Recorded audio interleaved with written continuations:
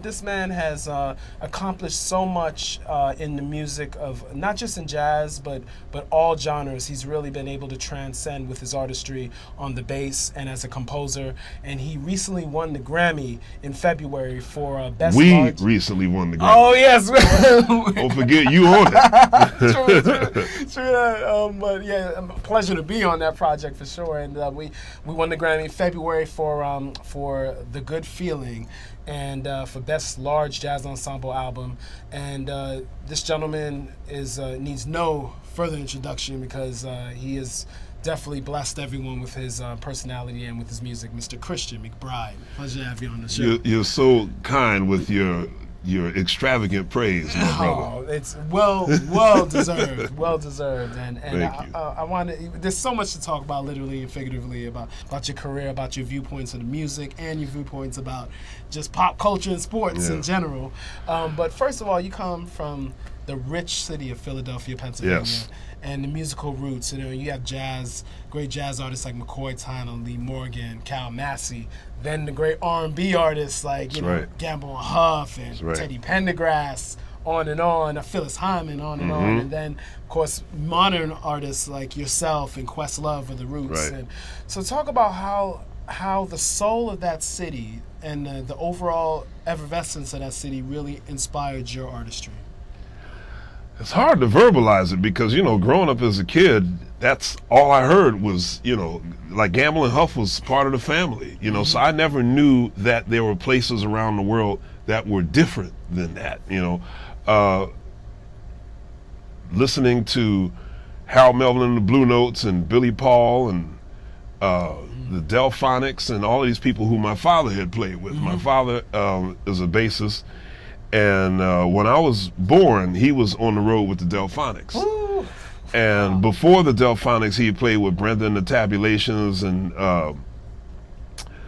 after I was born, he then started playing with Billy Paul and Blue Magic and Major Harris and all of these great Philly soul legends. So that's all I knew growing up, And later on, once I began to play bass and take private lessons, then I got introduced to classical music, and I got introduced to the great jazz legends of Philadelphia. So my first classical concert was, I believe I was 12 years old, and I saw Yo-Yo Ma play with the Philadelphia Orchestra. And from what I understand... Dvorak? Did he play Dvorak? No. He played Haydn. Oh, okay. Yeah. And Ricardo Muti was conducting the orchestra, and I had known names like Eugene Ormandy and Mario Lanza, who also spent a lot of time in Philadelphia. So I knew that Philly had this great classical legacy, and then through my great uncle, I got introduced to people like Lee Morgan and McCoy Tyner, and I found out Coltrane had spent his formative years in Philly. Dizzy had spent his formative years in Philly.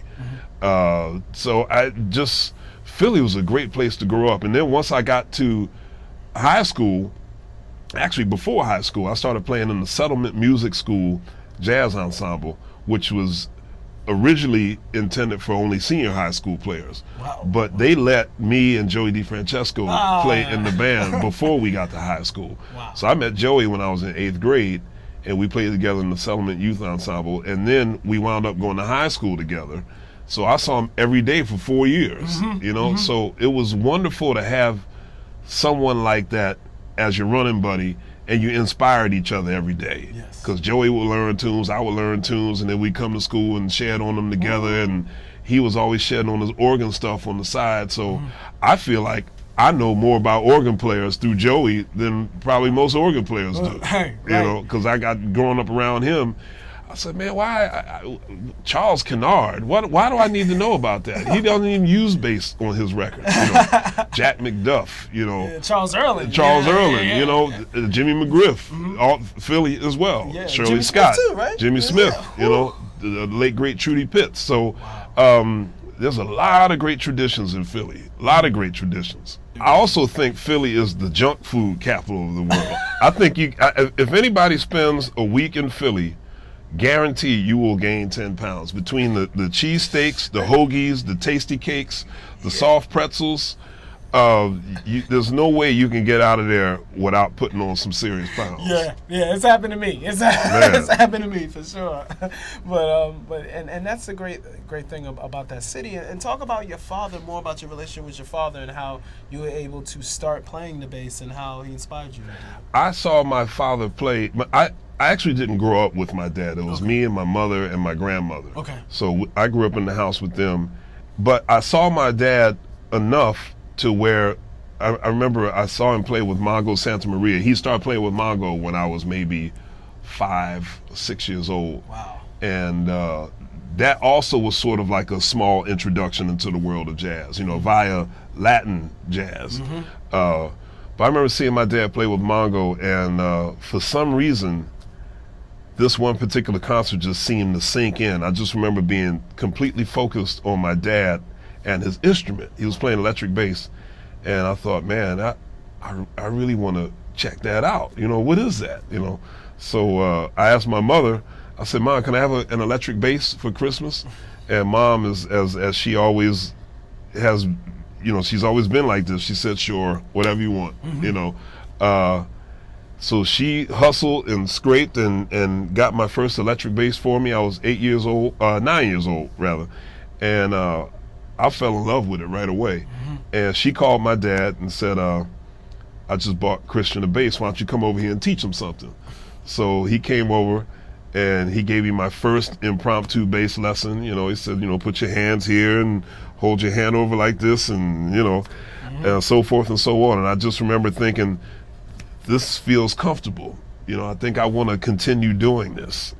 So my mother saw that I was really getting into it, and I was shedding every day, listening to her records, doing all I could do to listen to what the bass player was playing, and I try to copy it.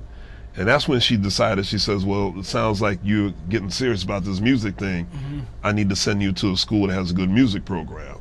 Wow. So that's when I went to middle school, wound up playing in the school orchestra, and therefore had to start playing the upright bass. Wow. And talk about the importance of being able to refine your technique through classical music and being able to, yes. It translates into expressing yourself and playing whatever you hear. Yeah, well, and I know you've experienced this a lot too. There is a school of thought that believes that somehow learning how to read music or being properly trained hinders your ability to express yourself. And that's not the case at all. I mean, I feel like learning classical music, not only did it teach me proper technique, how to hold the instrument, how to bow the instrument, how to pay close attention to intonation and sound projection, which are things that you can learn in jazz as well. But what happens in classical music is good because there's like this real black and white school of, no, you can't do this. Yes, you can do that. No, you can't do this. Yes, you can do that. But I think one of the things that I got, particularly from learning how to play classical music, other than just learning proper technique, was playing in a bass section. I had to learn how to blend with 5 other bass players. In jazz, you don't do that. You're the only bass player. Right, so whatever you do, that's just what you do, But in a section, my A natural has to be the exact, all of our A naturals have to be dead on. Or it's going to sound like, it's going to sound terrible. So I had to learn how to play in a section, be in tune, make sure our phrasing was together. The same thing as in the trumpet section, So I really enjoyed learning classical music, playing in an orchestra, learning the classical repertoire, watching these. I remember the first time I saw virtuoso, or the first time I heard a virtuoso classical bassist, I heard Gary Carr. And I was 11 years old, and I thought, this sounds humanly impossible to do on the bass. And he's retired now. He's like one of the few musicians I can think of who actually said, I don't want to play no more. I'm just gonna, I think he lives in Vancouver now. And I think he still does like clinics and workshops, but he doesn't tour or do concerts anymore. But I fell in love with anybody who was great on their instrument. And classical musicians, jazz musicians, popular musicians like Stevie Wonder, So that kind of all stems from growing up hearing all this great music in our household. My uncle, rest his soul, he was a promotions man for WHAT radio. Okay. So he had backstage passes and tickets for every show that ever came through Philly, R&B, gospel, jazz.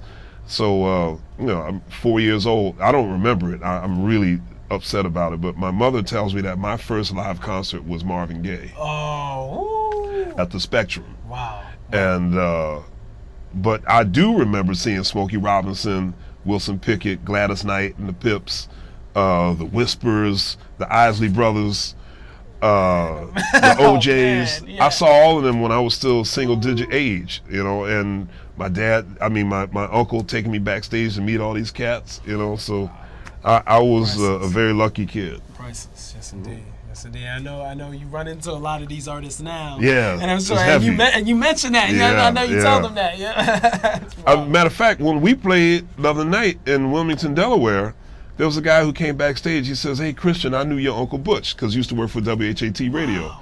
And he starts telling me these stories. He said, "Yeah, I remember when we promoted a big concert for Patti LaBelle, and your uncle helped get, he had to get in touch with Patti's manager. We did it, and it was really great to hear those stories." Wow. Yes, indeed. Yes, indeed. My uncle always had some sort of fast, that's why he was a promotions man. He was real good at selling. Right. Yeah.